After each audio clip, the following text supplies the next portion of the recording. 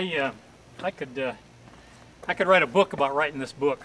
The book is called Misty, First-Person Stories of the F-100 Misty Fast Facts in the Vietnam War. It's the story of 157 of us that flew a special top-secret mission over North Vietnam. The names of all the guys that flew the mission are on the cover. And the way it got started is kind of interesting. As usual in aviation, it got started over women and liquor. And we were at a reunion talking about our wives, and the single guys talking about their girlfriends, and everybody a little bit drunk and saying, you know, we ought to write a book. And I said, well, I know how to write a book if you guys can help write the stories. And I thought we'd sober up and get over it and it would go away. And the darndest thing happened. Everybody sobered up and guys sent in stories. There's some really good stories about war and what it's like and all the things that go with it. And we flew these missions when we were in our 20s, 30s, 40s, and 50s, and we're now in our 50s, 60s, 70s, and 80s. And as they started writing their stories and sending them in, I can't tell you what I went through. Every story in here I went through many, many times with the authors.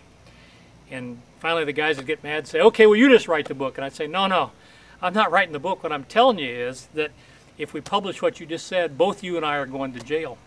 So we finally got it right. I've got my own stories in here. The other guys have got their stories. Famous people in here, names you'll recognize, names in Air Force history. There's a section here, what happened to them after Misty. These are their stories. This is the postscript in the book.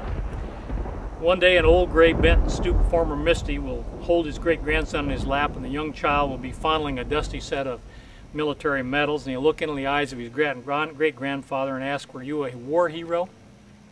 The old man's eyes will mist. His mind will flood with memories. He will see tracers passing close to his canopy and feel the shock waves of AAA rounds beating against the fuselage. He will see black flak exploding in the air and hear the depressing sounds of parachute beepers. His heart rate will increase as he gets low on fuel and warning lights flash on the instrument panel. He will feel the sharp thump of rounds impacting his aircraft and smell acrid smoke in the cockpit. He will look in the rearview mirror and see flames. He will hear the voices of men on fire and in danger. He will once again encounter the depressed feeling of landing after losing a comrade or failing on a rescue attempt. He will clear the lump in his throat and whisper quietly and truthfully, no, son, but I flew with men who were.